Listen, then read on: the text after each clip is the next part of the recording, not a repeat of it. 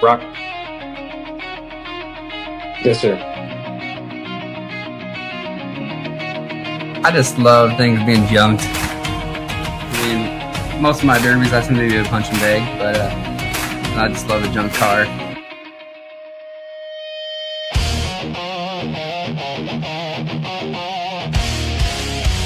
What are you picking and why? I'm going with the slider.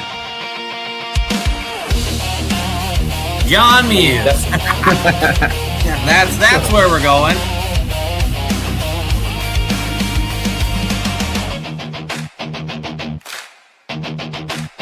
Down bars of the frame. So Cade and I had a good conversation about this. Yeah, we were only allowed down bars of the body.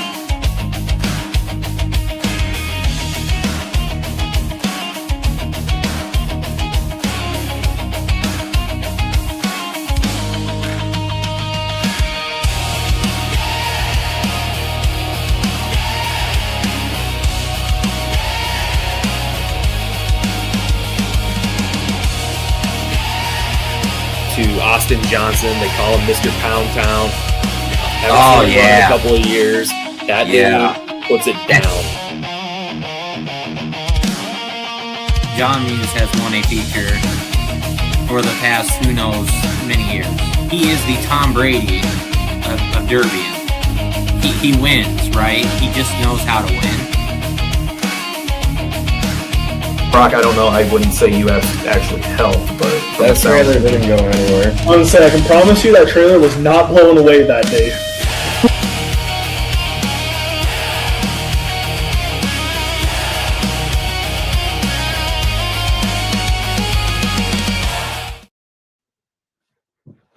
Welcome back, everybody, to the HipHip Demo Live podcast here. Got another great episode for you tonight. We're going to talk some results from derbies a couple of weeks ago. Nothing going on tonight that I can think of unless Brock and Caden can think of anything when we bring them on here. We're going to preview two derbies coming up. We've got Bash for Cash out in Ohio. And then we've got Border Wars going on here in Iowa in 2 weeks. And we're also going to bring the promoter of the Border Wars, Rob Baker from R&R Total Destruction Promotions, to come on and talk all things Border Wars, you know, what makes the event special, the classes, the competition, and just kind of what we can expect from the Derby this year. So looking forward to chatting with Rob. I think all of us have run at least one show for Rob here in Iowa. Not sure about Brock. I can see you sitting there looking like a goofball.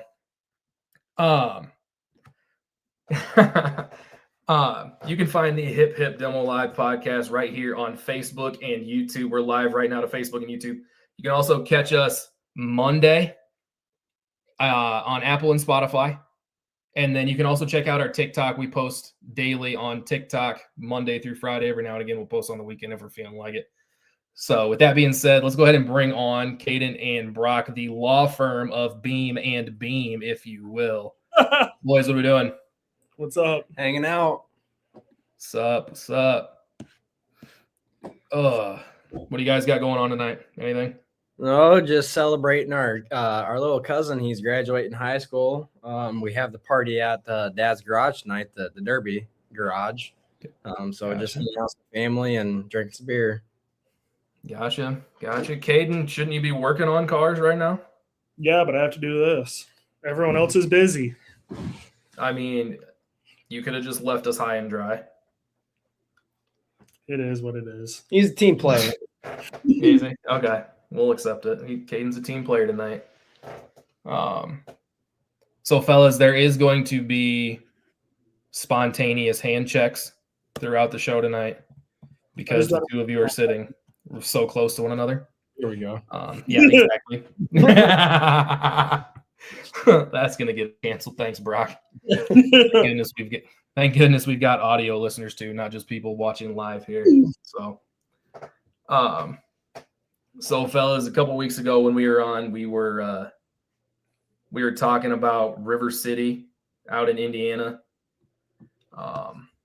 And so I've got some of their results, and I think just some things that we can talk about that I want to pick your brains because you guys run full-size stock stuff, which is what this show really was. It was an 80s and newer stock style show. And so their results here, I've got the top 5 actually.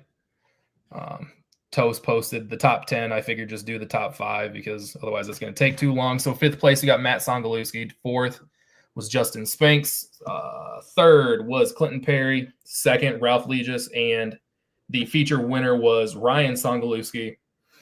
But then they also handed out some Mad Dog awards too. They actually paid, it looks like their top 3 Mad Dogs. So 3rd place Mad Dog was Cordell Hansen. 2nd place was Brent Nelson, and their overall Mad Dog was Dalton Winterred. I'm 90% sure I just said that incorrectly, so my apologies to that gentleman if I botched your name. What's up? I said you definitely did, but I don't know how to say it. But you definitely butchered that. That's all right. I'll take it. I'll take it on the chin. Sorry, bub. So I was looking at Toast rules for this derby. Like I said, it's an 80s and newer stock style show. And one of the things that stood out to me is in all caps and bold letters, it says, if you have over 5 infractions, you will be loaded. Is that something that like promoters actually like stick to? Or is that just trying to cut down on the creativity and the people trying to find gray areas? I say if it's in the rules, they're probably going to stick to it because basically what the rule is so that way you don't have a bunch of gray area guys and you also don't have a bunch of guys just blatantly just building shit. Yeah. Yep. No, bro.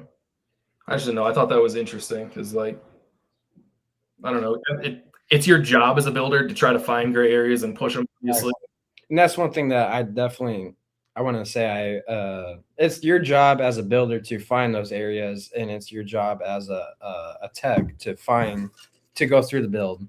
And I don't know if I necessarily agree with that. If you get you're going through tech for a reason to get told what you have to fix to run the show. So if I get 5, why am I counting out?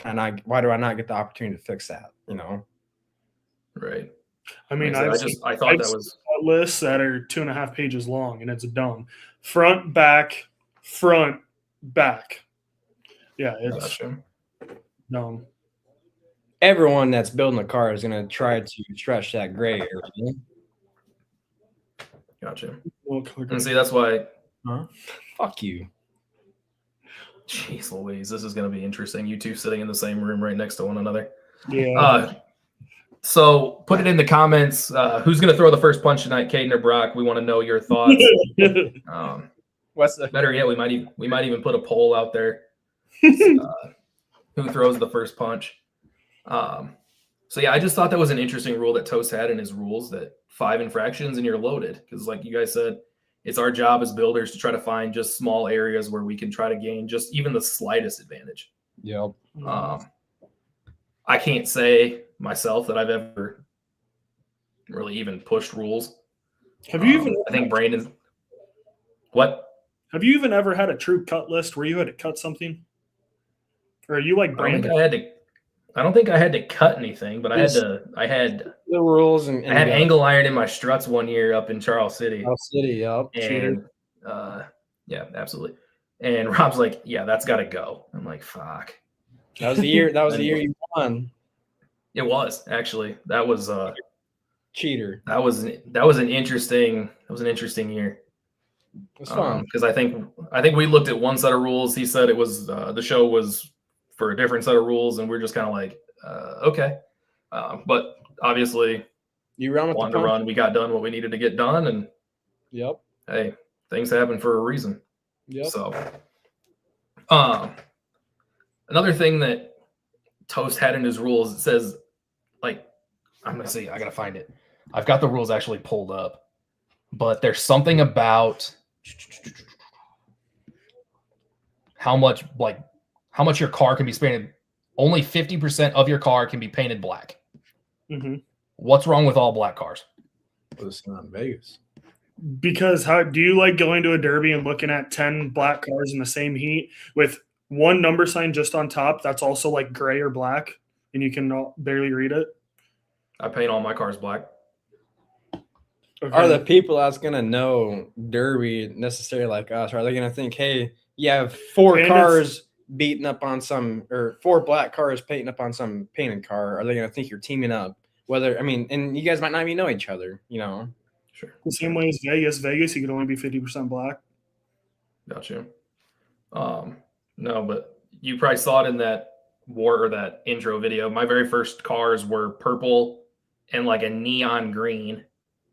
And I then started either leaving my cars the factory paint, or I started painting them black because I'm trying to, for lack of a better term, I'm trying to hide. Yep. I'm trying to make it so you don't see me. Yeah. Whereas like purple and neon green, everybody sees you. Yeah. Sore So- thumb. You're sticking out. Yeah, exactly. So guys see you and they're like, yeah, let's go hit that car. So I started painting my cars black top, basically playing hide and seek. That's Yeah. all it was. And I'm not even ashamed to say it. Bagger. So what was that? I said bagger. I see Brandon's I mean, if you have any room to talk, Hey, listen. Brandon, listen, sun's I'm out. listening. sun's out. Quit. I'm listening. Whose shoes are those? Shush. It's Shush. Aunt T, isn't it? That's Yes. definitely. I know the voice. Hi, Brandon. That's not Brandon. That's Lucas. I'm not Brandon. We're gonna But- deal with some people walking in and out, but that's okay. It's for a better cause. That's fine. Here's why are you flexing, Brock? What do you have to flex on? Look at Brandon Thomas. He says Brock. He's got fighting shirt on. He knows. Where the hell's that at? I don't see it. Go to the comments. Pull the comments up. Oh, I got it scrolled up too high. Duh. Brock's got a fighting shirt on. See, Brian understands black cars matter. They do. So if I had a way to like that comment, I would 100% do it. So thanks, Brian. And to talk on Brandon's post there, Brock, I'll give you a belt because you can't fight anybody. Yeah, I'm 1028 Bank Street. Let me know when you're here.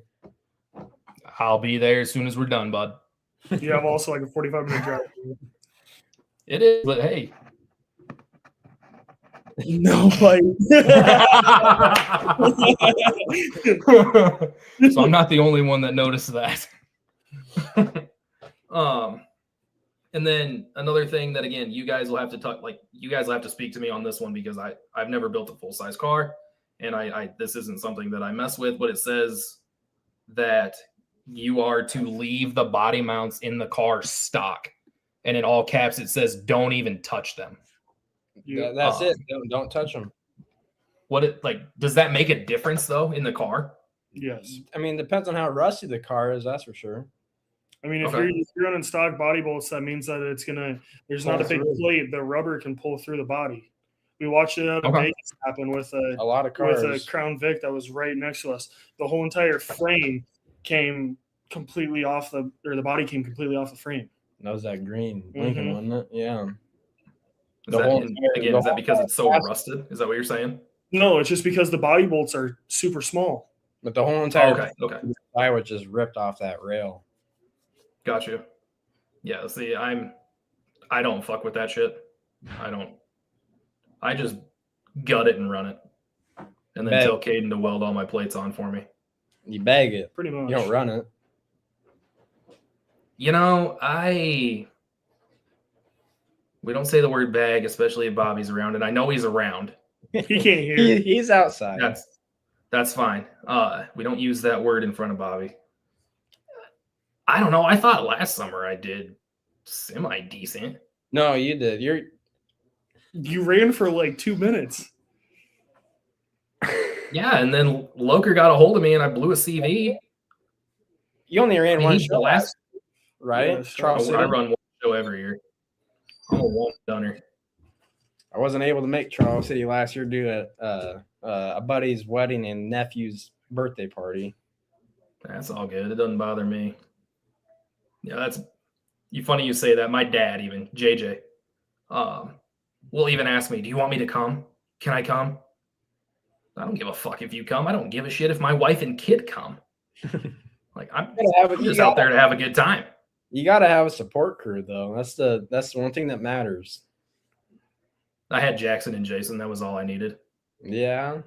Those two will run their mouth enough where I don't have to really do anything. I'll just sit there and Yeah, you had Carp, your buddy. Carp didn't come. Carp didn't come with that one. Oh, I thought he I did. did not bring Carp to that one. That was 2 I years. brought him the year before. Yep, 2 Yeah, years The year ago. before. But no, Carp was not there last year. And so, but all right. Let's move on here. So the Frostbuster happened out in Council Bluffs, I believe. They ran 4 classes. It's a cleanup style show here in the middle of May. The 4 classes they ran were the Junkyard Dog. They had Street Stock Weld, Full Size Hobo, and then Front Wheel Drive Hobo. And they've got their top 4 place winners in the Junkyard Dog class. And again, I'm going to botch every single one of these names, so I apologize ahead of time. 4th place in the Junkyard Dog class was Braden Shipman. 3rd place, Fuller Russell. 2nd place, Bruce Stacy. And 1st place, Tanner McIntosh. The Front Wheel Drive, 4th place, JT Schulte. Adam Reese. Is it Reese or Reese, Caden? Greasy. Yeah. Okay. I've heard it pronounced both ways, so I want to make sure I get it correctly. Well, it's just like Rosa and Rusa. Rodney that Rose. one. It's potato or potato, right? Sure. 2nd place in the Front Wheel Drive class was Brogdon Watkins, and 1st place was Ashton Reese. So I'm assuming that's father-daughter. Yeah. Okay, got you. Full size hobo was Zach Staver. 3rd place, Taylor Griffin.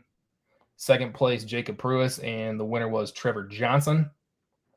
And then the Street Stock Weld was Nick Vanderheiden, Dylan Worth, 2nd place, Cole Ludwig, and the winner was Galen Freese.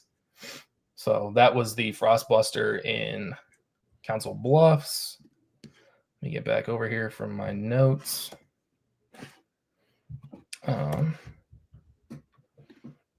So I don't know about you guys, but I find it kind of funny that to me, this is kind of the beginning of the Derby season and we're seeing a cleanup style show. Do these cleanup shows for less money make for exciting Derby? Or do you think it's just still the same shit?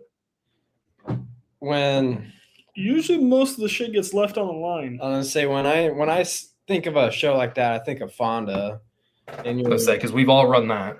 you're attracting people from a couple hours away, and they're just coming to finish their stuff off for the year, and that makes for an exciting show. Gotcha. You don't want to lead the track with a full a car because I mean you just want to junk it. Sure. Cut apart. Usually if you're going to a cleanup show, it's got more plates so that way you can fix a bent car, and you're literally going to junk the car. Gotcha. And then that was my next point here. Is there a point where a pre-run car becomes better than a fresh one? Depends. 'Cause I'm pretty sure this show says I could be wrong. I'm pretty sure I think it's 14 plates on a fresh car or a pre-run car. So, Okay, I give me mean, just a second, I'll find if it. you want to be dumb and go build a fresh car with 14 plates and not be able to run it anywhere after that, go for it. But Here, let me find it because I knew I had that in our last episode. We never got around to it just because of was it 14? we were shooting the shit so much. Okay, so we're looking for street stock weld. It doesn't say anything about fresh cars. But pre-run cars could have Pre-run. If it 18 specifies plates. pre-run, then it's just pre-run. So, but it doesn't say anything about the junkyard dog class. They say you can have two plates on a fresh car. All the other classes, Jesus Christ, full size hobo class pre-run could have 14 plates. Jesus Christ. Is that even hobo at that point? No. I mean, And then Fucking bare front or bare body. you're pretty Right. well plated out on or plated, I was gonna say basically firewall forward. if not further back. Yeah. Bless your soul. He don't know how to sneeze like a human. Shut being. up. He plump, Shut up. gonna blow his brains out his ears one day. No, Rob, it's a cleanup show from last year's rules. Gotcha. See, not a bad idea. Gotcha. Look at Rad in here talking shit. Better watch yourself, young man. Better watch yourself. Let's see. What else do I have to talk about? Nah, I kind of hit it. Does a pre-run car become better than a fresh one? And I feel like in this case it does. I don't know how many plates you can have in a fresh street stock weld car, but Caden, you got any idea on that one? For her fall or for her fair season, I have no idea. Okay, I just didn't know because like a lot of promoters are allowing fresh cars to come in with fix-it plates already on. Yeah, Rob's one of those promoters. I know he did that. I thought he posted that like last year, right before we went and ran Charles City. Mm-hmm. So, all right. So the next derby we're going to talk about is, I think one that it's the very first like national level show that I ever heard about. And it was literally just because I was on YouTube one morning, just goofing around and just happened to stumble across the video from this feature, but it's the Bash for Cash out in Chillicothe, Ohio at the Ross County Fairgrounds, taking place May 22nd through the 24th. And that'll be streamed on Domination TV. Their feature class is a 3-man pro stock team for $51,000 to win. It's a very oddly specific number. Why 50? Yeah. I want to know why 51. Well, let's do the math and let's just see what that is per Just like individual. split out perfect that way. 17,000 a person. That's That's a good chunk of change. what? I know. Shut up. Just shut That's a up. good start. Punch him. Do it. Yes, he threw the first punch. Who had the best? Who had bets? Put it in the comments now. Who had Brock I'll throw the or sleep Caden throwing the first punch? Brock, I've seen chickens with bigger wings than you. Calm down. Jesus Christ. Hey. All right. Go ahead. Go ahead, big dog. Did you have something you wanted to say? Whose shirt are you wearing? Big dogs. Shut up. Brandon's. It's Brandon's. The Brandon reached out to me. retired. Said, hey, you want a shirt? I said, hell yeah. So the Bash is one that I don't think has Jacob run the Bash. No. Okay. I didn't think so, but I just wanted to be sure. Is there something that makes the Bash different from other events, do you think? It's one of the bigger events out on the East Coast for the year. And it's on, I don't know what year it started, but it's been going on for a long time. Like I said, it's the first like national level show that I ever remember seeing. Would you consider it national level? Oh, that's definitely a national level show. Okay. Let's see. Does ChatGPT know when the Bash for Cash started? That's right now. For some reason, I think 2016. Like 18 years, 2009. Damn, I'm way off. Really? Officially a national event in 2009. The event originally began in 2003 as a one-day local derby. Okay. Damn. It's been going. It's been around for a while. Yeah. And like I said, I just happened to stumble across the video of it on YouTube, and yeah. Excuse me. But so with it being a pro stock style show, I'm assuming that's like the East Coast version of like a mod. Nah, not quite. Not quite. Not quite. Like a limited What world. would you say? Limited World. Yeah. Jacob's Limited World. Okay.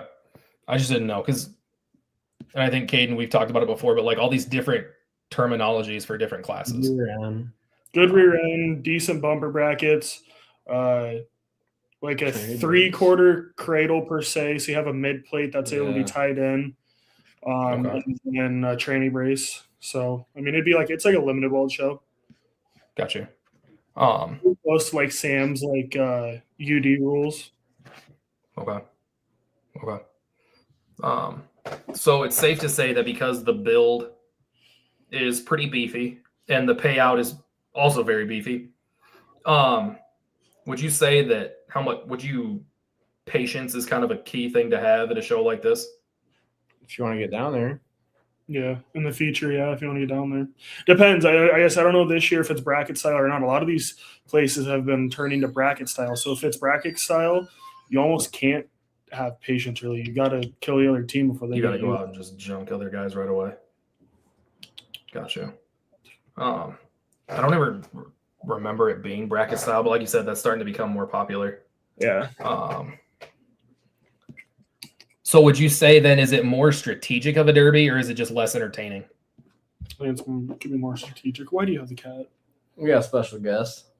It's the only cat he ever gets. Little Maxie. So you're saying strategic, is that what you said? Yeah, probably. Brock, you got a thought on that? I'd say strategic as well. Definitely. Okay. It's not a fair or a county show type of thing. You're always if it's not a county show, you're always going to go into it with some sort of strategy to get you to the top 3. You always want to be in the money. If it's a national level show, it's one of those ones like you're just sandbagging, Rob. It's your favorite thing. Sandbagging. I mean, if you're pull getting these national level shows for like your build, money. not a stock one, it's not even. It's money, but you're going there believing that you could win the show. I mean, you're believing you could, so that's why you're signing up for it. You believe in your name. Yeah. For the heavy builds. Obviously, you're going to have the people with the stock stuff that's there. That's just because they got signed up. But I mean, if you're going there with a little bit heavier build, that means that you believe you're going to be able to win. So that's the reason why you're going. Gotcha. And then what does winning the bash actually mean in the derby world? To the Midwest people, not a damn thing. Yeah, Rob, yeah, you definitely It's just like have. winning a derby, probably. I mean, it'd be the same. It'd be like the equivalent of like going down and saying you won Blizzard Bash. I mean, for us around here, it's nothing. But I mean, out there on the East Coast, it's probably a good one to say, yeah, you've won Bash of Cash. I don't know. You put that people in the spotlight. A lot of people that do drive them down to that spotlight, like Pete Hansen or John Muse or anyone like that. They're very humble of a driver, so they're not gonna. They're just gonna be humble about it. They're not gonna make a scene. Sure. So then quickly before Rob jumps on here, are you guys on your laptop, Caden? Yes. Yeah. Okay. I'm gonna put this. These are the teams to Rob bag some TNT shows. Yeah. You're still in diapers. So here's the teams for if you make it full screen, you can read it a lot easier. Oh, hey, look at that. Yeah, let that happen. Yeah, isn't that nice? You're welcome for telling you that. Is there a team on here that sticks out to you as like kind of the favorite? I wouldn't say the favorite, but there's Miller's swap meet. There's definitely some damn good drivers. I'd on say here. Miller swap meet. You got the Eaton boys. You got Zach and Ryan Rui, the Allen boys. I would say the Allen family was there. I saw Creetlows on RPM Redemption. Criers. Other than that, it looks like a pretty even field that you're gonna be playing with. I know last year, I don't know about this year. Last year they had a national side, meaning you had to either you had to win the show more or less or get invited to the national side because you had been there for so long to be able to get into it. Sure. And they had a qualifying side. Same like at Blizzard Bash, whenever they used to have the qualifying and mod side, qualifying and national side. Gotcha. So don't have a favorite to win, but there are some damn good teams. I could not. That's a pretty even. That's a pretty even field right there. Win that. Gotcha. Anyone can come out of that. Cool. All right, fellas. Well, Mr. Rob is just chilling here. He's waiting to come in. I'm sure he's ready to talk a little bit. So let's get that out of here. Let's jump us back to this full screen. And let's bring him in, ladies and gentlemen, from R&R Total Destruction Promotions. This is Mr. Rob Baker. Rob, thanks for joining us tonight. We appreciate it. How you doing? How's it going? Jay chilling. You guys here in a couple weeks, huh? Yep. Yeah. You better be good tonight. Hey, where's that shirt from Vegas? What's that? Where's that shirt from Vegas where we all signed on it? Yeah, that was gone. Should have. Whoa. Brock, if you put your name on anything that anybody wears, they probably threw it away. No, Brock did it. I did The not. opposite. It was a lot of It was Derek, Jacob. I did Will get in on it? I don't remember. And then Jared. Will tried. And then Jared had to put his special touch on it. Oh, of course, yeah. All right, so let's talk quickly about your show here. Coming up in 2 weeks, dates May 29th through the 31st in Adel, Iowa at the Dallas County Fairgrounds. That is Border Wars.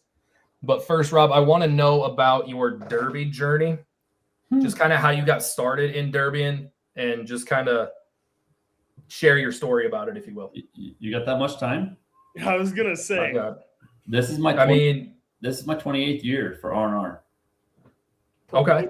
Most people didn't know that. I've been doing this 28 years this year. Damn. Yep. I would give you a salute, but we'll pass.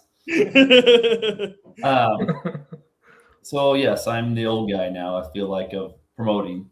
There's so many new people pop up here and there, and they're gone after a few years. But my journey, honestly, was that I got tired of the bullshit. No pay, outs, and then Joe Blow gets in with whatever because these local county fair people step up on your trailer. Go, oh, put something over your battery. You're good to go. That's their tech. And it just kept getting worse and worse. And I'll be honest, I had quite a few hard cars back in the day. And it was to the point where I didn't think it was right. I was like, this isn't right, man. I'm killing these guys out here, and it's not right. So I talked with Richard Gomat, and we started R&R Promotions. We went out. I formed a company. Richard came on with me back then. And 1997, 98, we leased the grounds from Adel, Iowa, and did our first Derby ever. We had never done anything for Derby ever. We decided, okay, this is what we see fairs fail, and we decided we wanted to try and do it ourselves. Well, Richard and I had traveled so much at different derbies. I had been to Missouri State Fairs. He'd been there. We've been different states and ran, traveling back this before any of your time. But when TNN was a channel and they had derbies, I traveled to several of them derbies and done really well. I got to the nationals they had back then out in California, ran out there, got to meet a lot of different people, got numbers, got addresses. Back then we mailed stuff. We didn't email, we mailed stuff. So I just sat down and Richard and I made a list of people we'd met and people that we knew around the Derby world, and just started sending emails or mail out and calling people and saying, hey, we're gonna put this show on. I can't remember, I think it was $1,500 to win in 1998, which was a lot. So we did that, and the fair board. I remember the fair board calling me and said, hey, Rob, where you guys at? I'm just getting out of the shower. I'm getting around. This is like 9 a.m. The city called. You need to get your butt out here. So what for? We have trucks and trailers through downtown Adel. What? Yeah, they're lined at the gate waiting to get in. I'm like, huh? We didn't do you don't do pre-sales. You don't do pre-registration back then. We had 150 vehicles from 14 states show up. We were honored and floored at the same way. I'm like, holy shit. We did not expect that. But it was a big amount of money. People we met and decided to come somewhere new. Now, so then R&R turned into a hobby for a while. And then more and more people said, hey, call these guys. You want fair tech? Call these guys. Well, then that hobby turned into a full-time second job. And at one point, we were doing 52 shows in 8 states, I was a lot younger. and it sounds like a blast. It sounds like a blast. Then as I got older, I was like, you know what? Not so much fun. I'm gone too much. The sport started turning a little more disrespectful. People always told you what they could do better than you. The rule interpretations started coming in play. So it kind of backed it down. And I'm like, okay, you know what? I'm going to stick around. I think I do like 15 or 16 a year. I stay in one little area. We get phone calls all the time wanting us to come here, come there. And I'm like, nah, I'm good with where I'm at. We'll keep doing our thing. But we did Adele for 6 or 7 years, maybe 8 years, and Mother Nature for 3 years in a row. We were actually doing 2 shows a year. We were doing a spring and a fall. Mother Nature decided it wanted to piss on us and rained us out 2 years straight. Unfortunately, we were one of the first ones to do the $5 to win type derbies. We were doing like 5, 4, 3, 2, 1. Last place in the feature was $1,000. We rained out. Damn. We didn't get to run it. We got to run the first night with all the heats, but didn't get to run the second night. So then you sit down and go, boy, my pocketbook is looking pretty empty. So we got our funds together. Everybody got a check. We told everybody to go home, trust us, give me a week. I'll get my finances put together, and everyone will get a check. Everyone that made the feature, we just divided it all between them all. And after that, it snowballed because people were like, wow, you actually sent us the money. We thought we were getting screwed. No, I've never done that. Never in my life have I not. If I say I'm going to do something, I'm paying it out. So that kind of went, okay, let's pump the brakes a little bit. Let's recuperate some money.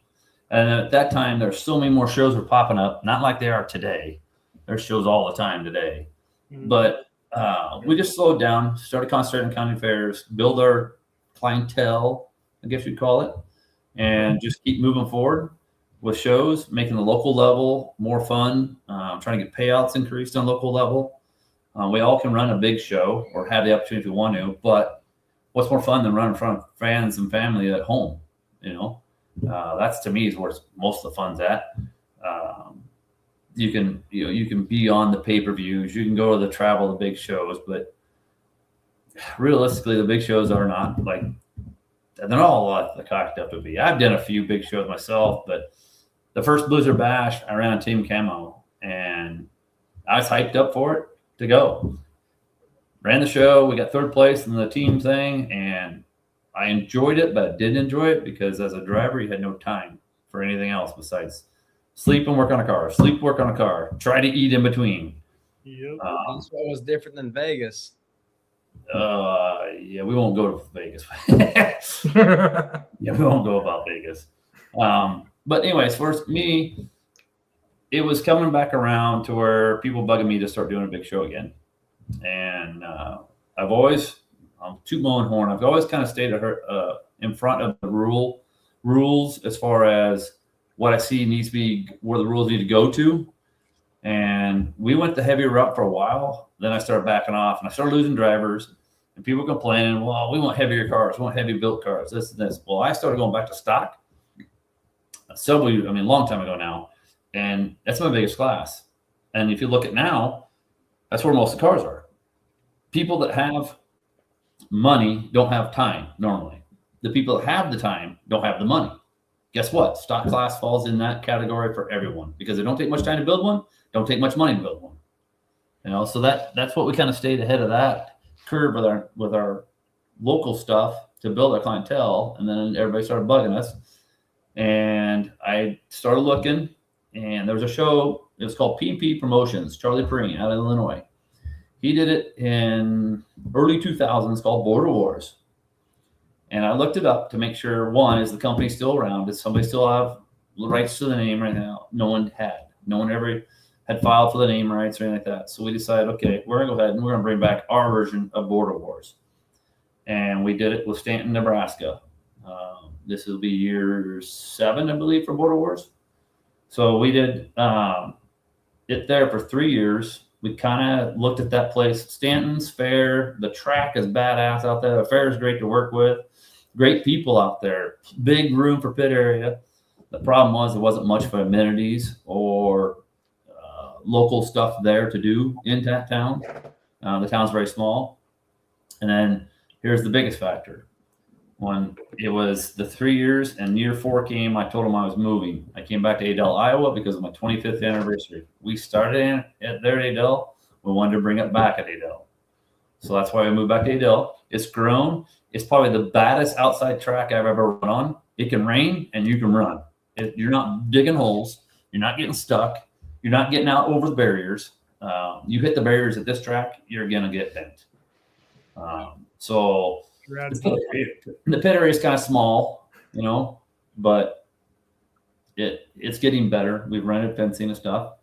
But man, as far as like my personal journey, just seeing our sport just go up and down, up and down, up and down. It's tough. We go heavy, then we go light, then we go heavy, then we go light. I don't think the heavy classes are for us anymore. Not like the heavy. I mean, the full mods. I mean, you see so many people go to Bash or Carnage or wherever they might have mods, and then within a month they're for sale. You know, they're online trying to sell them. They got no place to run them. Yeah. Sure. I like watching mods because they're loud and they got a lot of horsepower and they'll hit. But same rate, I don't like watching mods. They're not derby cars to me. Those are machines. Those are not true derby cars. Derby cars are direct. You know, these things just, you got to wait for someone to lose a tire or get hot or something. Pretty much. Or watch someone go night a few times inside the car and make them get out because get hit so much. Or fires. Mm-hmm. Yeah. But I like the stock car stuff. It's fun to watch. Anybody can do it. Does it suck to get something broken, one hit on your car? Yeah, but guess what? A couple hours, I usually can fix it and run it again. I feel like if someone catches your front tire, they earn that right to break it off, or an axle, they should earn that right to have a chance of breaking it. Yeah. Again, it sucks as a driver. You know, you got all the time and money in the car. But guess what? You ain't got to start over. You can go home, fix it, come back and play again. So it's a real simple builds for us. I really like it. Now we're back to Bodor, being excited. We got our ADL show back. First year, we have the whole Nebraska apocalypse thing go on, you know, and then I'm like stuck because I'm getting Nebraska chewing my butt about certain things. And then I got the rest of the world chewing my butt about Nebraska. And it's like, man. And I was stuck. I literally, that first year, I called Mustard Turner and said, where are you? He says, I'm in a hotel room. I said, I need you to come back to this track right now. They weren't happy about it, but they did. We had a powwow back there that night. And we talked. They said their side of the story. I could agree with them. Their goal is to have the best team they can get in that feature. If they continue to run them heats that night, they probably aren't going to have no cars left at all. I mean, after heat one, I'd never seen a Chevy block break a head off of it because it hit the dash bar. It did. God damn. It was nuts.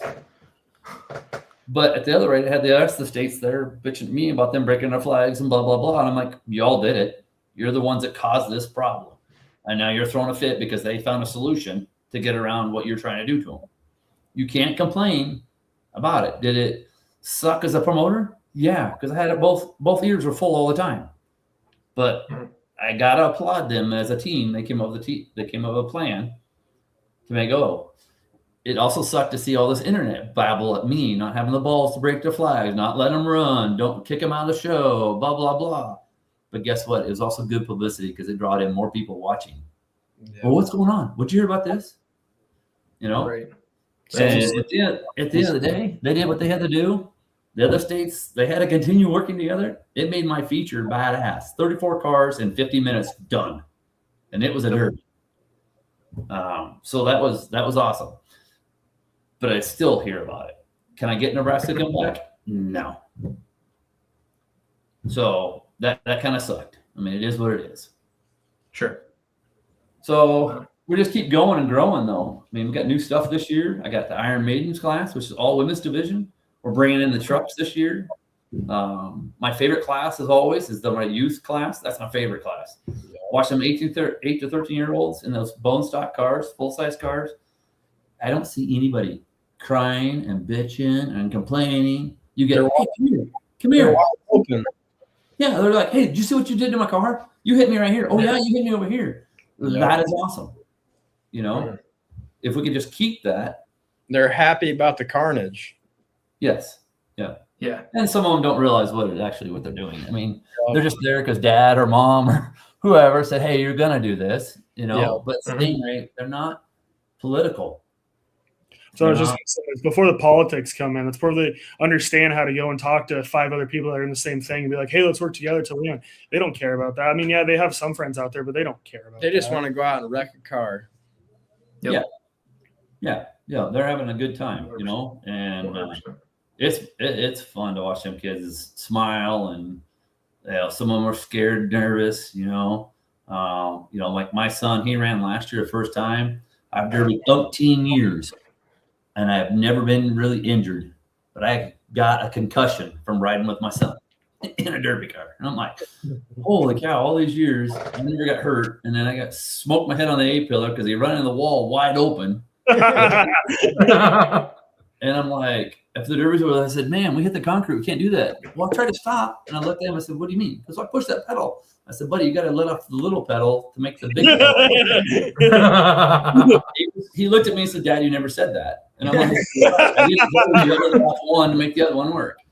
So, that was really enjoyable for me there to do. It was kind of nerve wracking at the same rate, but I really didn't care what he ran into. I tried to give him some advice, and he just told me to hush, and I just sat there alone and go have some fun with him. Right. You know, but back to our derbies, you know, I'm hated and I'm liked at the same time. I've done pissed off enough people over the years, but there's nobody can tell Sensei that I'm any different to anyone. I don't feel like I treat Caden any different than I would Lucas. It's the same when you come to my show. I don't care who the hell you are. You're the same. Right. Definitely.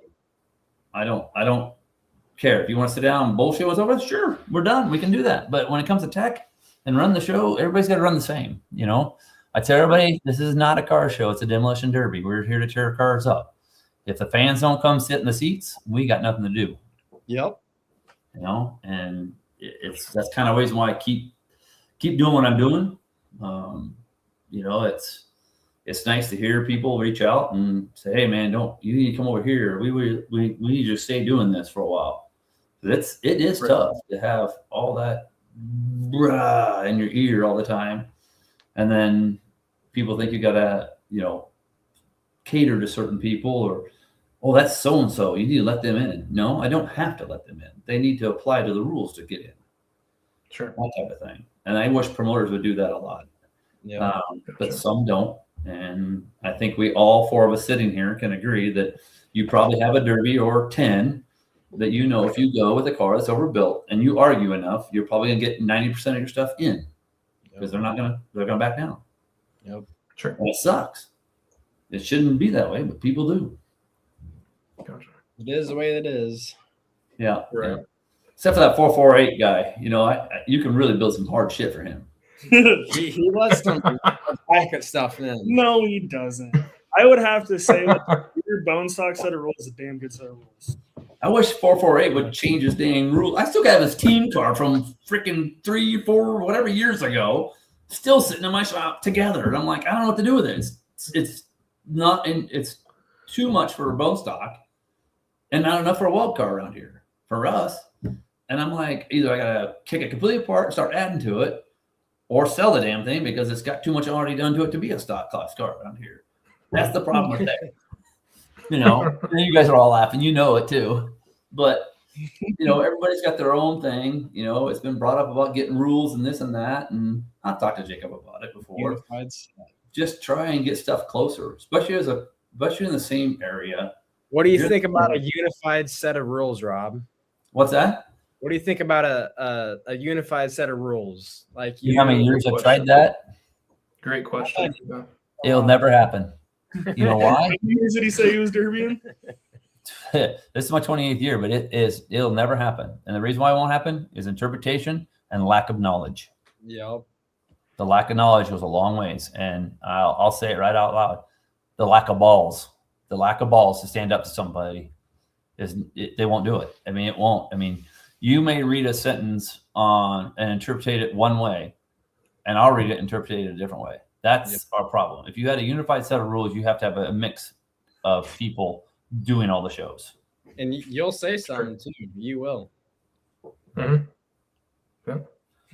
Yeah. His big thing is, yeah, good job, you got me. Go cut it. Yeah, I've said that a few times. Yeah, that's that gray area. Cut it. Yeah. Back in the day when we mailed rules out, I had enough people that always say, "Oh, gray area." I printed rules in gray for like 5 years and sent them out to people. There you go. It's all gray. What do you want to do? Or people say, "Well, it doesn't say this. It doesn't say that." Well, my rules don't state anything about having concrete in the frame. Am I going to let you do that? Well, that's dumb. Well, what you just told me is dumb too.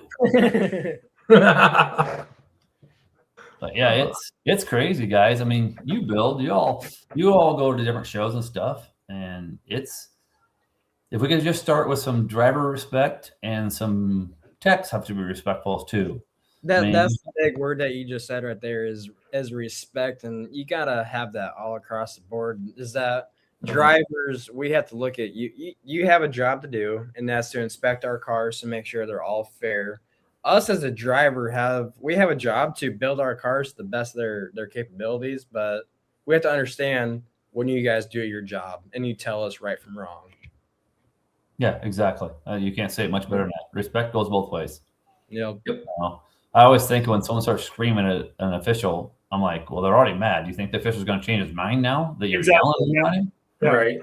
I mean, when you look at me and be like, "Hey, this is why I did this," you might be like, "Okay, this is why I'm telling you not." Now, if you're coming up to me screaming and be like, "No, get out of here, go." Nope, I'm not listening to you screaming. Get out of here. Yeah. Now, I will say this. I wish I had a whole lot of West Coast drivers out here in the Midwest because it's a lot nicer when you tell them they have to cut something, they tell you thank you. That's the first derby I've ever been to as an official that someone told me thank you for telling them what to cut on their car. I'm like, holy cow, a guy thanked me for telling him he had to cut? That's crazy. Out in Vegas, they did? Yeah. That teching out there was enjoyable, but also a headache. But it was nice to see it reminded me of 1990s when I was derbying, that we didn't do all the fancy stuff to our cars. But after watching them run, I see why they don't do all that stuff, because they blow the nose off their cars in like 3 hits. They're crazy, man.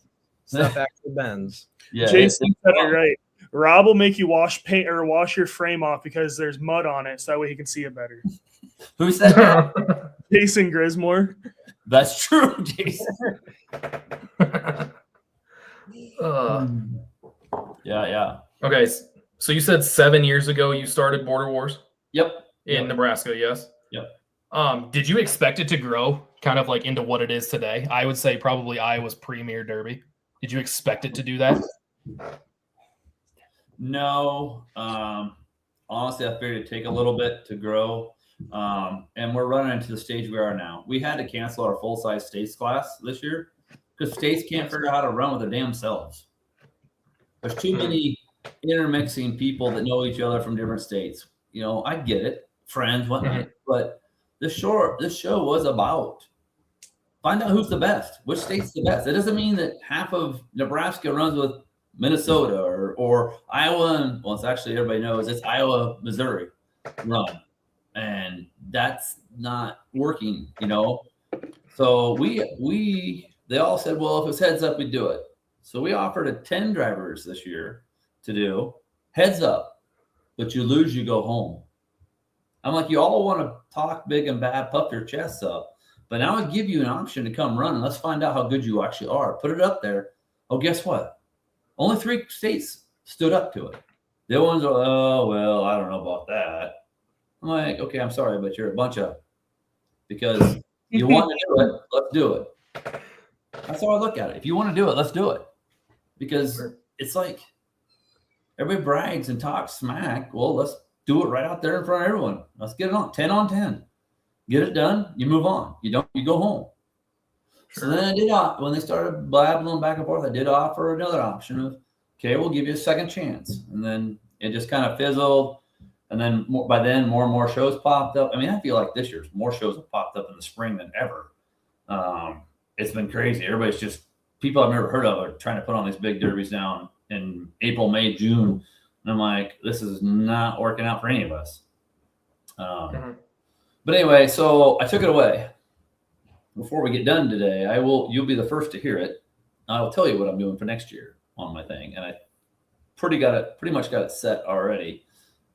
I'm missing two teams, but we'll be set. But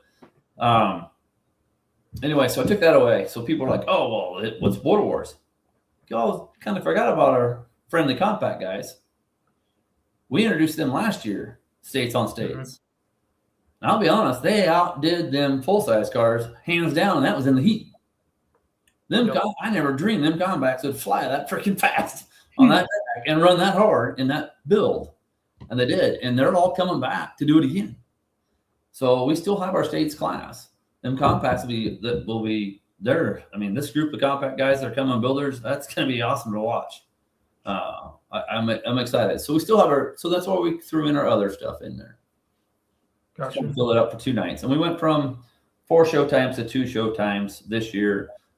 We condensed down to 2 big nights because Adel, the fairgrounds is smaller for the pit area. It was a little bit more chaotic. We'll go back to respect part. I've never had so much disrespect at a show as I have at Adel. People are literally breaking off fence posts, cutting the fence after we repair the fence, cutting the fence, sneaking in to get in the pit area, sneaking into the grandstands. We ask you not to bring beer. Am I a big asshole on that? If I am in the pit area, I tell you, put it away, have it once over with. We had literally caught a guy trying to put a keg over the fence, did it in the back there last year. And I'm like, they don't realize it can be a party, but there's liabilities about it too. And I don't want a drunk driver on the track, and I don't want a drunk truck and trailer even later. And so you got to be serious about some of this stuff. We're all said and done. You're hanging out the campground, walking around, chit-chatting on the fairgrounds. I'm good with it then. The people keep trying to push it in and sneak it in and cutting fences to sneak in. I'm like, Jesus, come on, people. It was ridiculous. So this year we've got all new security company in. We condensed down to 2 big nights. They get caught this year, they go po-po this time. I'm not messing around no more. And I'm going to catch hell for it, but this is my personal life, my family's personal life, my crew's personal life.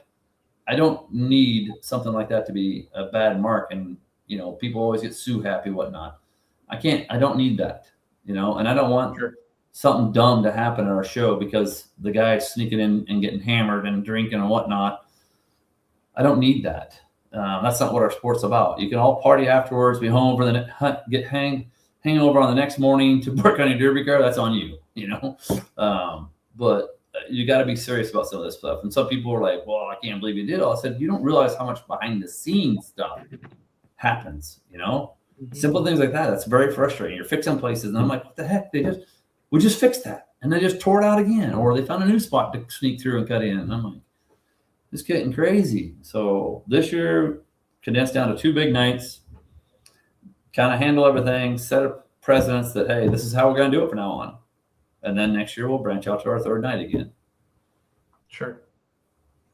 Jason, go ahead, Lucas. Go ahead. No, Brock, you go. Hey, Jason Grismore just commented, people don't have respect for people like they used to years ago. And that's something that when I walk through a pit or a pit setting, that's something that I can kind of see and get with, is that the respect is, I can almost compare derby to racing nowadays. It's just people want to compare or something like that. And it's not about that in this sport. In the end, yes, it is. But in the end, I think this sport is one thing I just don't want to lose from the sport. I was talking to Eric Ezery earlier today, is that one thing that I love and hate with this sport is that you create friends that turn into family, and you only see them at the derbies. And that's just one thing that I really do love about the sport, is though that you find people, you become friends, and then that friendship turns into family. And that's one thing that I really value with this sport, is the friends and the family. And that's where it goes back to Jason with the respect thing, is I can definitely agree with him, but you have to find the right people to get that respect. Mm-hmm. Yeah, I would have. The friendship stuff is a blast. There's people I've met I would never have a chance to meet. There's a couple guys I meet and go ice fishing. Some people that follow me on Facebook, they see I love to ice fish. I'm always going ice fishing. And there's a certain group I go with because they're derby drivers and they love to go. And I would never had an opportunity to do stuff like that with them guys. Even just like you say, meet up at a derby and go run together, or just watching and BSing. There's that's a all lot of- different walks of life within. Yes, you all may like engines and crashing cars, but you might not all like fishing. You might not all like doing something, and then in the end, you learn about each other and learn different stuff, and that's what I love about it. Yeah. Hey, Brock, I need you to keep your right hand up, would you? Can you keep your right hand up? No, a little bit. Oh, it's not. Oh, gee.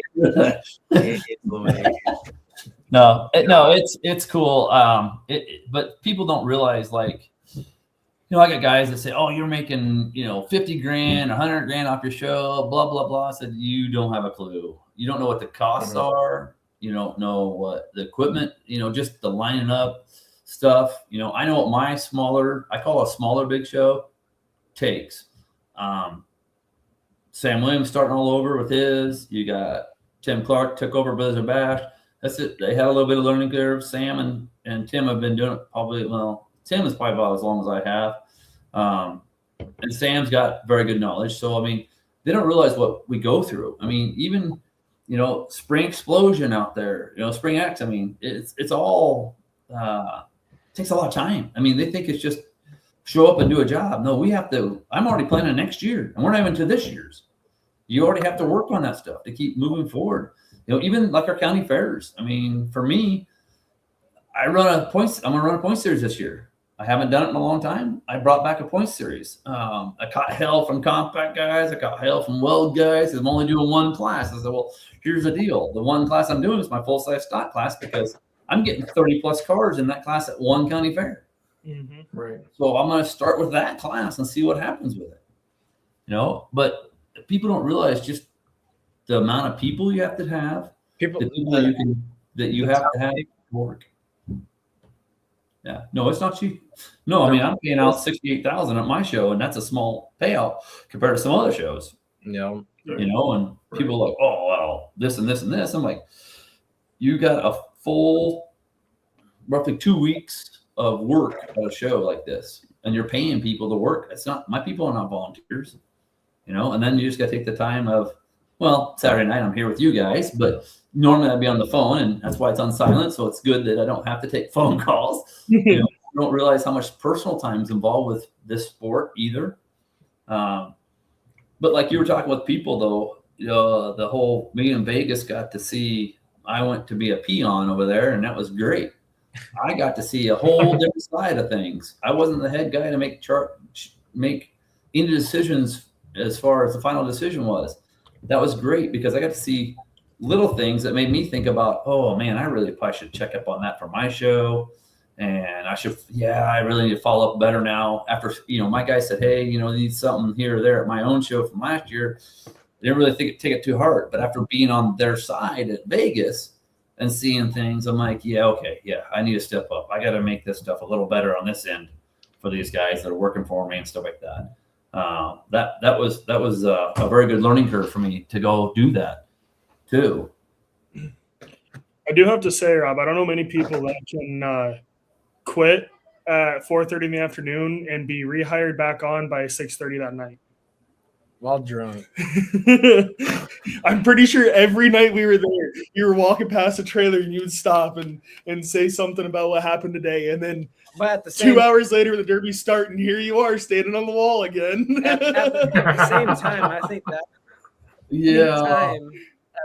insane. I think it's a testament as to what us derby guys kind of go through and the resilience that we show and the love that we show, and we can bounce back from that. And then that's exactly what you had showed is what you had gone through. You quit, came over, talked to us, and at the same time you were back that night. Let's get it cleared. I didn't quit. I got fired. Okay. Correct. Yes. It goes back. It was for the love of the sport that you went back and went through and finished the whole entire week out at Vegas. And that's one thing that I definitely can respect about you is that you showed your true love and color for the sport. And, I was kind of, be honest, that whole situation was that I felt like they really needed my help. They asked me to come help. They really needed my help. It sounds like it. And really, after I did the last I did another podcast here a week ago, and Adam Lessinger, I might have said his name wrong, but he was on there with me. And I didn't realize until he was on the podcast, Adams told him that their team was loading and going home if it wasn't for me. And I was floored on that podcast. I said, "Are you serious?" He goes, "Rob, you're the reason why we stayed. If you didn't take over the team cars, we were going home." And then he started to say another team was going to go home, but he quit on that point. And I'm like, well, I'm glad I did, because I made someone else's experience a little bit better. And I helped the show keep going forward. And that was what I was there for. I wasn't there to be in charge. You know, I'm not on our promotions out there. I am a helper to help my experience keep going. That type of thing. So, I mean, just to have a gentleman like that come right out there and say that makes me feel better about myself, the way we do things. It makes you wake up and say, you know what, I can stick around the sport a little bit longer, do this a little bit longer. Now, you might not hear that come September from me after having a whole season of putting on. It might be like, yeah, I don't know. Right. But no, it's pretty cool. But Border Wars, man, it's grown, like you said, to Iowa. People ask me, well, how do you rank it against other ones? And I said, well, I don't really know. I'm a guy, I don't It's a know one-of-a-kind show. You can't rank it against anything. Well, and I'm not a person that goes watches a bunch of shows. I don't. I'll be honest with you. If it isn't my own derby or I'm going to go running one, I don't go watch them. It's nerve-wracking to me, and I just need a break. You know, it's nice to take my fishing boat out with my boy, or we ride our side-by-sides, or do nothing. Go sit in my hot tub. I don't care. Something. Right. People think that I live, breathe demolition derby. I used to. I don't anymore. I do my job, do what I think is best for my company and my job. If I can get in a car, I got to get it in a car. But I don't go out of my way like I used to. I mean, right now I'd be out in the shop just plugging away, and I'd be there all day tomorrow to try and get ready for the summer. I get a car done, I get a car done. I don't, at this point, I don't really, it's not as meaningful to me as it used to be. Now, if I wasn't a promoter and a driver, I might still have that fire. But I've learned that my money is my money, and I enjoy it, and it goes farther when I don't derby. It goes a lot farther without demolition derby, you know, as far as the building aspect. I could not imagine someone trying to get into it now, not full bore. I mean, we gave that kids. So the first year, 2 years ago in Adel, we built a full car to give away for our youth car. So our youth division got a fully built car. Turnkey. We drew names out of everyone that was there, and they got it to get it. It was just short of 20 grand in that car if you bought everything brand new. And that wasn't counting the time of building it. And I went, I was the same way, Caden. I was like, holy shit. Man, we sat down, penciled everything out, because everything was brand new in it. Everything in it was brand new. I built the car, so there's probably a negative there, but I built the car, and I was like, man, I don't even remember how many hours I had in it or what materials I had in it. But I'm like, God, if somebody was to put everything you need, or you didn't need everything probably, but if you was to buy everything that was able to use in that car, just shy of 20 grand, I'm like, holy shit. You know, how does a new person go that route? I mean, not most people got just 20 grand sitting around to throw at a car and hope they want to keep doing it again. You know? Right. What do you guys think? What do you think of Border Wars? So put it back on you guys. Well, I know Caden's been there a couple of times. Been there every I'll year. What do say- you mean a couple times? Every time, Well, you know. every time I've been there, Rob, I've had a blast. It's nothing but impact. And I'll say Adel, the whole grounds of Adel, between the track and the campers and the pits, it all ties in very well because you're not far from your car. I mean, it's a great weekend, really. It really is. The bad part of All of us derby guys together for a weekend, we're gonna have a good time. right. The campground is a little snug. If you got a big camper and you show up late, it's a little tough to get in there. Yes. But no, Right. you're right. It's probably 200 yards from the track, grandstands to the campground. I mean, Radney and I learned that last year when we got hammered. We got to drive back. So we learned that we didn't have to walk. We got to ride back. No, I know you did because I came and woke both of you up that morning. Yeah, and I pulled in. Radney had to drive at 1 o'clock that day. No, Yep. was it not that day? Yeah. Yeah, it was. Yeah, It Rob, was. you'll get Radney and get our cars out of the barn. So then I go and try to find Radney, and where's Radney? He's in the shower house dying because he's puking. Yep. Yeah, I drove a few cars out of that impound barn because people were still hungover sleeping. I'm like, I got these cars out, man. I'm gonna drive these out of here. People were like, he's gonna get meth. Well, come chew my butt then, I guess. Right. Don't tell him to leave his Yeah, car. move 'em away. I'd rather have you move it than some random person move it that potentially might not know what they're doing. Well, that's what I was like. You know what? They should know that I know enough about the car. I'm not gonna mess up anything with it, and off it goes.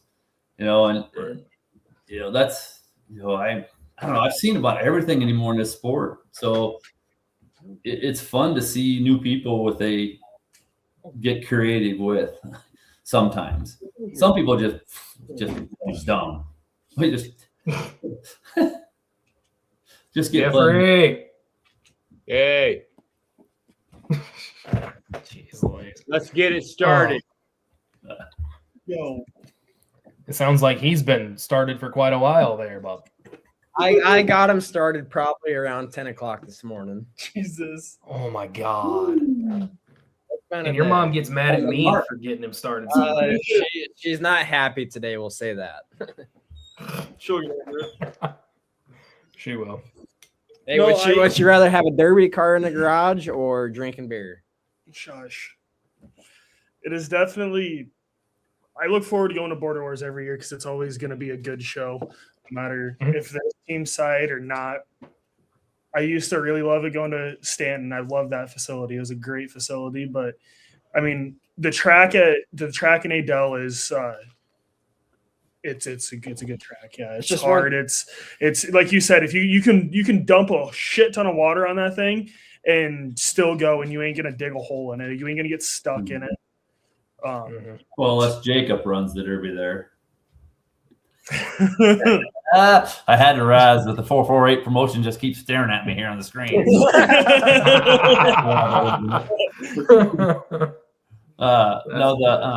Yeah, it's great. I really like that place, and it, you don't really see, besides the year one at Adele, you don't see the bitch and hawing at my shows. You don't have the big brawls in the pits and the grandstands and things like that. You don't. We really preach respect, because I'll just kick you out and you just won't come back, period. I don't care. People always tell you, well, you need us.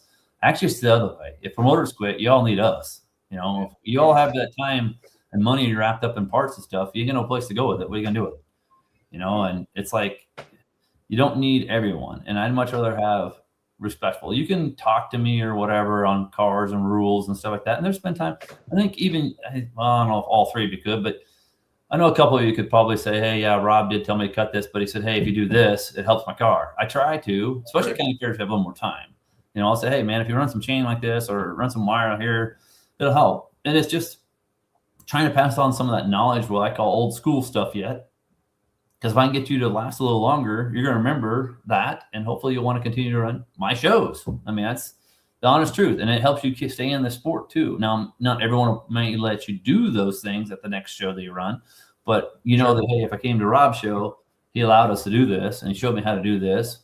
And that's a little bit of things like that. I mean, it's just if it happens to get you 2-3 minutes longer in the derby, well, that's even better for you. Well, if you take a step back, how many promoters are actually going to tell you, hey, I'd do this instead of that? So I was just going to say, I don't know many promoters, when you have your right front suspension ripped off and you're rebuilding it in the parking lot, they pull up and go, damn, where are you putting your plates? Why don't you put them here instead of here? And then why wouldn't you? I would just leave that. Don't even worry about that. That's not going to hurt anything. I don't know many promoters that will do that. One thing is definitely that I'd say I respect out of you is that you do that. That's definitely a big part in my respect game for you. I'd say. I appreciate that. It's just you gotta. I mean, you gotta try and help some. I mean, you gotta have an open book. I'm still a driver too and a builder at the end of the day, and it's like, if I can help a little bit, hey, come on. Do I do it for everyone? No. But there's some that will tell me they know more than what I'll ever know. And I'm like, okay, well, then I'm not going to tell you anything that I do know then, that type of thing. But as far as us, well, I get the whole, well, you're buddies with so-and-so, he gets in with more. And then that guy that everybody's complaining about is bitching in my ear telling me that, well, I mean, you make us cut a lot more than you make everybody else cut. And I know he's not on Facebook anymore, but I'll bring up Mr. Timmy Lang. Timmy Lang and I, when we first met, we did not like each other at all. Well, he didn't like me, put it that way. He didn't like me. Lots of cutting, lots of this, lots of that. And I actually had a rule with his name on it. The Tim Lang effect is what it was called back then. And it was this way he did his headers and things like that. And made him change. He quit for a while. Then he started running our shows. And then guess what? Now he's a head tech at Border War. And this has been, him and I have known each other probably close to 20 years now. But we butted heads a long, long time. And to this day, people still bitch that I let him in with more than anybody else. And he'll be the first one to get in your face and say, bullshit, he makes me cut more than you do. But it's like you can't, as a promoter or a tech, it seems like you can't be friends with anybody. If you are, well, that's your buddy. You're getting in with that. There are some promoters like that. But I know most of the people out there don't really know me as a person or have probably even been to my shows enough.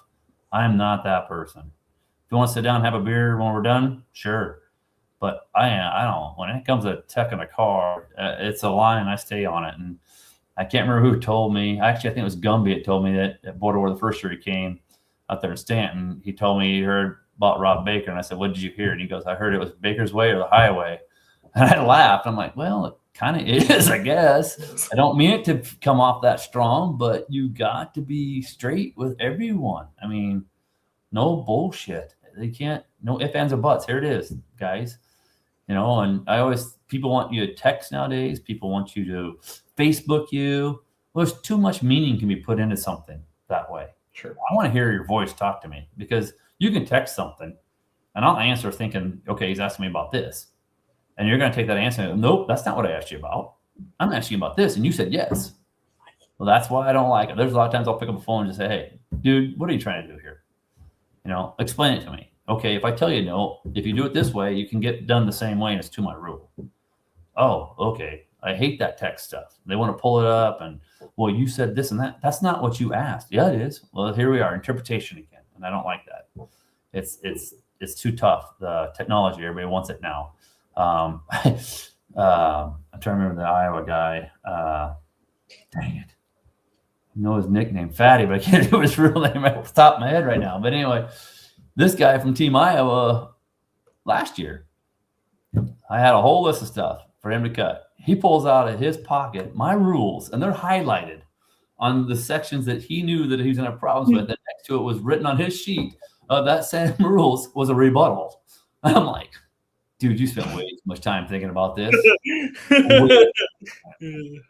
Now, he had some good points, but at the end of the day, he still cut his list that was on there. But that's the first time I had anybody highlight on the rules and right next to it how he's going to get around that rule. I'm like, seriously? Wow.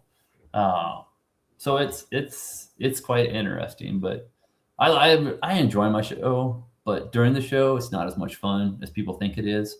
It's just a lot of work, a lot of time. And I'm sleeping in a camper for a week, just like everybody else staying there. I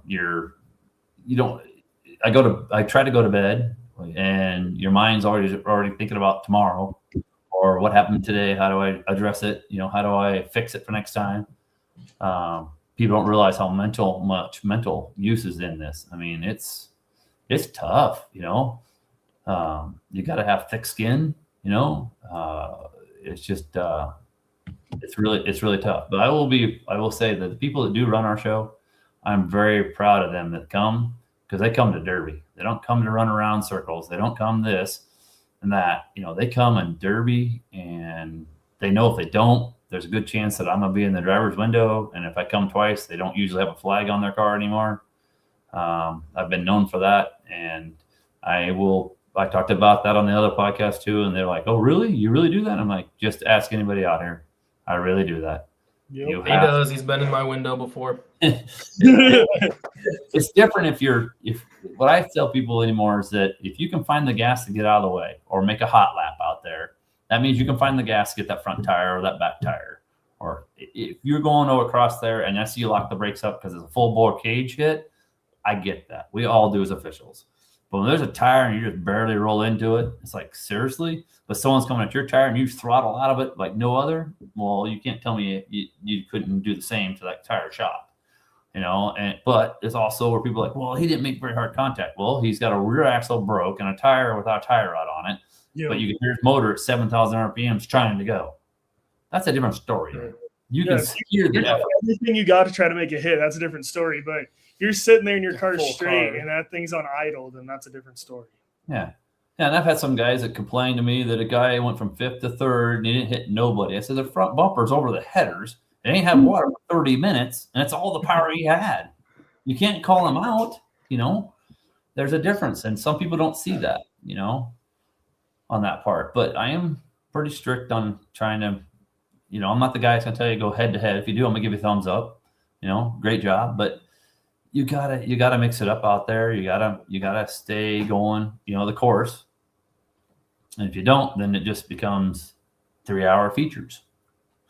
And that's ridiculous. A derby should never end because everybody ran out of gas. That's never happened. I don't understand how that's going on. I don't know how our sport got to that point. I don't think a guy should have a car all summer long, the same car and be winning or top 3. That should never be happening. If it is, I want to know either one, what's he doing to his car, or how did he run for mayor at every derby to get elected to be at the top? I don't know. It's crazy, but there's people. Mr. Muse, I've never met him in person. I met him at Vegas. That guy can wheel a car everywhere, no doubts about it. People complain about the guy all the time. He's a hell of a nice dude, man. I got to talk to him quite a little bit there. Really nice guy. Still try to convince him to come to Iowa. I'm still working on him. But we've talked a little bit, and he said something about not being. I probably wouldn't like his drive style, and I said, "You are correct. It would have to change some." But the guy can wheel a car. He does take hits when he needs to, and if nobody's making him not hit, why would you? He can't. Nobody can complain about it. But at the same rate, if you're a driver on the track with that guy, why would you let him be at the end? Mm-hmm. That's how I look at it. I'm using that for example. Nothing against John, nothing against him. Just that's a prime example. Or Bobby Whitaker. Why would you let that guy be? That's the first guy I'd want to jump on and play with right off the bat before it got down to the end where he could outdrive you. Right. Things like that. So people talk about baggers and whatnot. It's like, well, it's your fault. You're on the track with them. Go get them. That type of thing. And you don't have that with me. I mean, you're not going to have it at Port Awards or my county fairs. I normally don't have too much issues with it. I like that part of it, but just the people that come and sit back and watch the show. That's fun to watch. And Adele, that's the best scoring stand I've ever been on. 3 levels up, you look straight down at the track and you see the whole field. So no one can hide from Rob. Put it that way. Yeah. All right, one more question for you, sir, before we let you go for the night. But I want to start by saying thank you so much for coming on and just sharing your wisdom and your knowledge of the sport. We greatly appreciate it. Absolutely. You're one of my shows then, huh? Huh? You must be trying to run one of my derbies somewhere. I've been running your derbies for the last 5 years, so I'm not worried about it. I know. So tell us one piece of advice you would give to someone who is just getting into derbying. As far as what? Like Just cars anything. or just derby in general? Just anything. I'd say building In general. Okay, so here's my advice. If you're not having fun, don't do it. That's my advice. If you can't have fun doing it, don't do it. If you're gonna you go home stressed out because you got your butt kicked or you didn't win any money or what stuff like that, you really need to think about it. Say, is this something for me? Is this something I really want to be in? If you can't have fun doing it, don't do it. However you want to take that, it's up to them as individuals. But if you're not enjoying it, if you have to think and work hard to do it and still not enjoy it, don't do it. If you're not enjoying it, don't do it. That's how I look at everything, actually. It don't matter what it is. But as far as derbying goes, the drama's there. It's going to be there all the time. And the pressure is going to be there all the time. But if you're having fun, and at the end of the day, you don't care what anybody else says, and you're having fun, then go ahead and do it. If you're not, don't. It's not worth it. There's plenty of other things in life to go do. Do I love our sport? Yes. But there's plenty of other stuff we can go do. Oh, yeah. So Caden, I'm having a great time in these small cars. Don't you fucking say anything. You're still in a compact. But I'm having a great time. I'm taking his advice. He's too scared to run a compact. I ran a compact one time, and guess what? I got smart. I got the hell out of a compact because I got my ass handed to me, and I got beat. I was bumped and bruised everywhere. I'm like, there's Big too small. cars, Man. where's that, Lucas? Hey, okay, here's a question for you, Rob. Are Yeah. minivans small cars? Or what? Are minivans compacts? They're small cars. They're front-wheel drive minivans. So would No, you they're consider not. those? They're not compacts. They have pretty hard. Yeah. I will tell you this. I want to run one. That's one thing I do want to run. I've run on almost every type of car in almost every class. I've never run a mod, which I don't have no enthusiasm, but a minivan, they remind me of the old school wagons back in the day. Whatever you do, if you think you have enough padding between the seat and the bar, add more. Well, he's I'm not sure. bad as you. He ain't gonna break it. So I want to ask one question for you guys. Are you coming to Border Wars? Absolutely. Hell yeah. I'm running, so I have to come. Well, I know He's already we'll gonna be see there. if you're running. We'll see. We I'll have to, see you there. we still got to see on that part. Don't You gotta commit. put the wristband on. So my next question is: we talked, Lucas. Yep.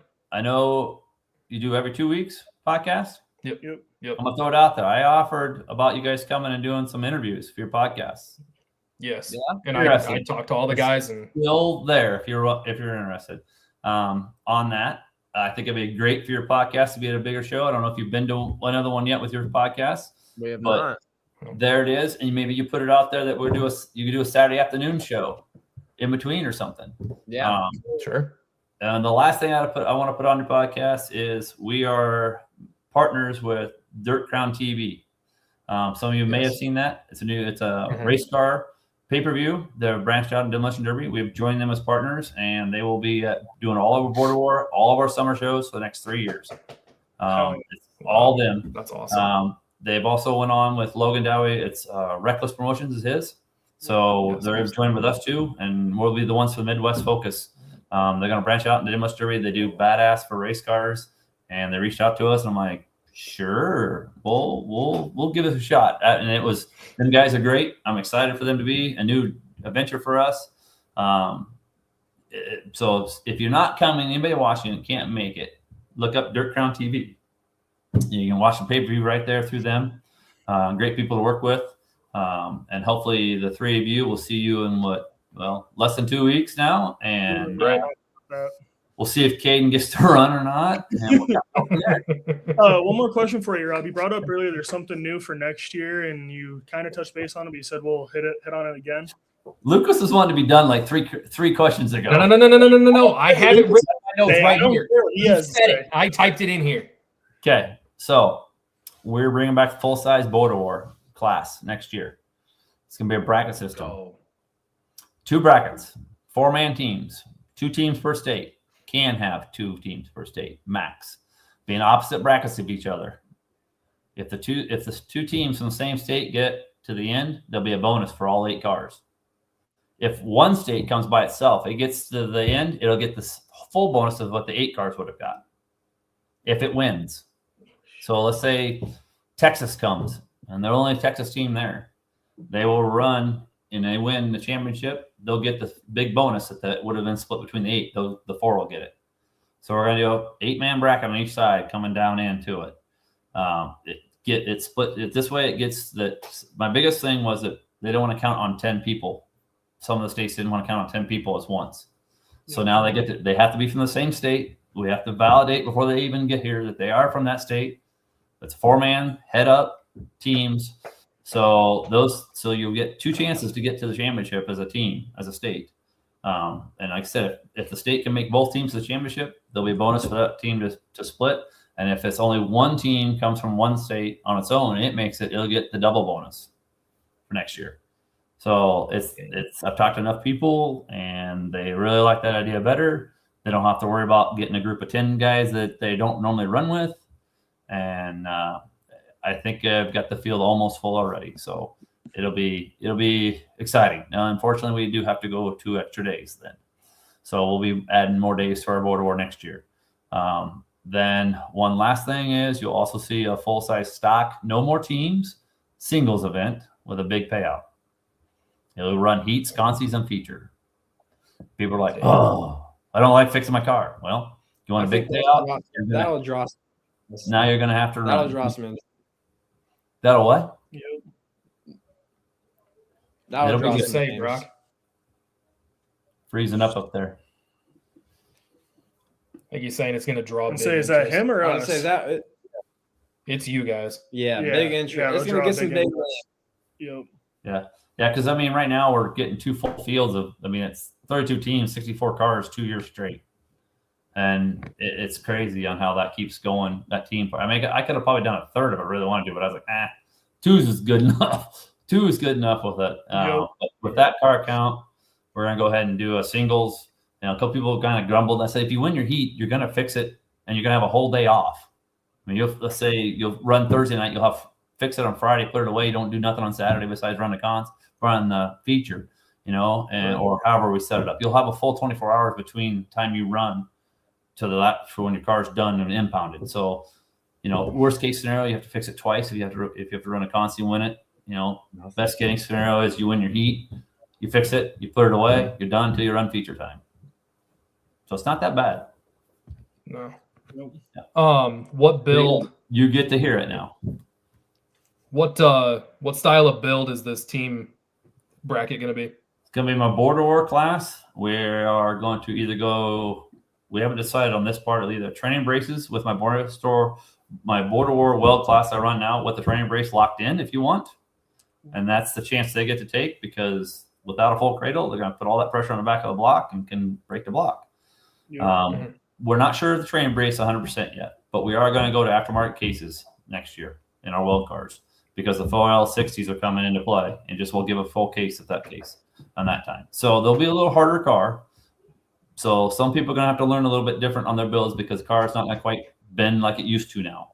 But we're going to give the aftermarket case back into them for sure next year. We just got to decide if we're going to do training brace or no training brace. The field's half and half. What's that? Let the training brace go. Well, half the field wants it, half of it doesn't. I think the other half that wants it could run without it because they all have to have aftermarket cases already. Better. Just kind of like this year, we are doing. I got like 6 shows this year doing training braces to my rules. It's like Charles City, Knoxville, Iowa, Bethany, Missouri, Greenfield, Iowa, and Springfield, Nebraska are all my rules with training braces this year locked in on my weld class. So we went that route this year. Charles City's a derby that needs a little help in the weld class because it's new up there. There's not a lot of derby people. We draw local, but we also draw out of Minnesota. A lot of Minnesota guys run training braces. So did you say that Charles City in the weld class you're allowed a training brace now? You are. Yep. My rules with training brace, lock it in. If we don't want to have everybody's like, why are you letting them lock it? I said, well, there's too much controversy on what's locked, what's not locked. What are you going to call locked? What are you not going to call? If we just tell you can lock it in, there's no controversy at that point. You know. So, but yeah, it'll be all training brace for weld cars. That is. Okay. Not your stock class. Come on, man. Transmissions are getting expensive. Yeah, well, just got to relieve the floor a little bit more. Too many people are trying to pressure stuff in still, and it's not working out very well. It's getting too expensive doing that. But anyway, so there you go. It's a bracket system for next year. A stock class, bigger payout. We're going to see what that does. I think that's go. We may have to cut down on some of our other filler stuff. The one thing I will put out there, one last thing I want to put out there is I'm kind of disappointed in my minivan class this year. We only got 12. Man, that first year was filled in the first week of whatever it was, 32 of them. We have 12 minivans. So if you guys out there listening, anybody got minivans, it's a pretty stock class. It's $2,000 to win. And just so everybody understands that their entry fee is the whole ticket for the thing. So your pit pass is good for the whole weekend as a driver.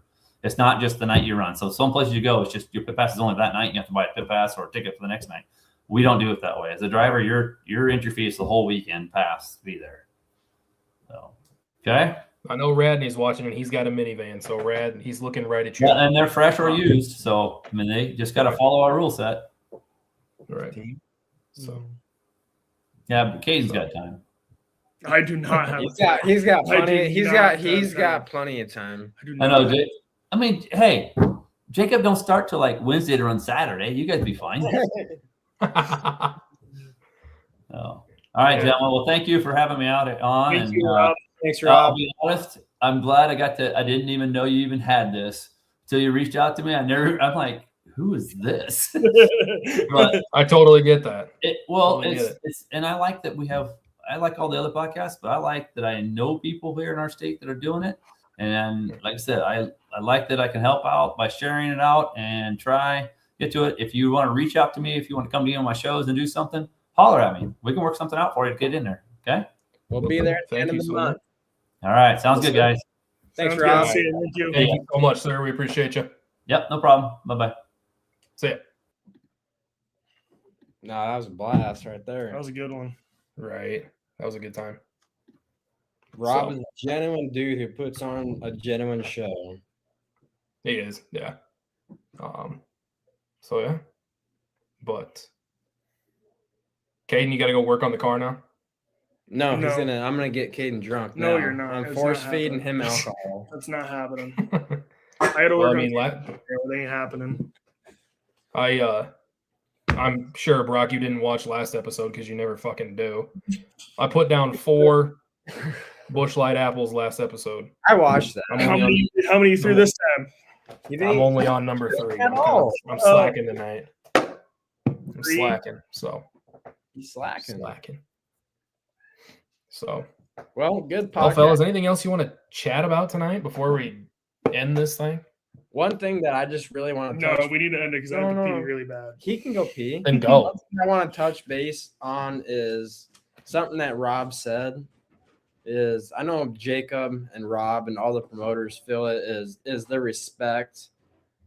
And as a builder, you go to a track with what you built, right? And you're so confident in what you built, and you have a tech tell you didn't, he doesn't like it. And I just think respect goes a long way in our world. And that's just one thing that you always live by. And that's just something that a lot of people don't see or get necessarily. So I don't know, respect definitely a long way. Yeah. I mean, I've been handed a list. It had very minimal shit on it. At the end of the day, I just drive back to the trailer and do it because what am I gonna sit and argue about? You can't yell to drivers for having a cutlass because they're trying to stretch the gray areas. They're making the rules, Mhm. They have the brains that the ones that are building don't. Sure. So I don't know. Other than that, good podcast. Thanks for everybody for listening. Yeah, appreciate all the comments tonight. Brock, are we good to just wrap this up without Caden? Absolutely. All right. So again, thank you for everybody for tuning in tonight. Remember, you can find us every other Saturday right here on Facebook. You can find us here on YouTube. On Mondays, we drop the episode on Apple Podcast and Spotify. And we'll also have clips from the episode on our TikTok throughout the week. Caden, any final thoughts? No. No. Not Will HipHip Demo Live be represented on the wrap this year? I just want to know. on the wrap, but I still got to ask about stickers. The wrap is done, so it will not be on there, but I could probably get some stickers. Hey, we'll take it. Honestly, I'd love one. I'll put it on my laptop case and take it to school. So, Jacob, if you're listening, let me know. I can definitely pay you for the services. So, Radney wants. fellas. Rad's gonna want a whole roll of them. As always, we appreciate our support and we want to grow our support and grow the podcast and everything that we have grown. What the fuck did you just say? Fuck you. We want to have He doesn't everyone know. support us in what we do and grow the support of Derby. So Yeah, absolutely. We're just a bunch of goofballs talking derby. We don't know everything, but we love to just talk about it. Yeah, So, I had too many beers before this. yeah. All right. I'm gonna end this thing before Brock says something else that's stupid. Yeah. See you guys later.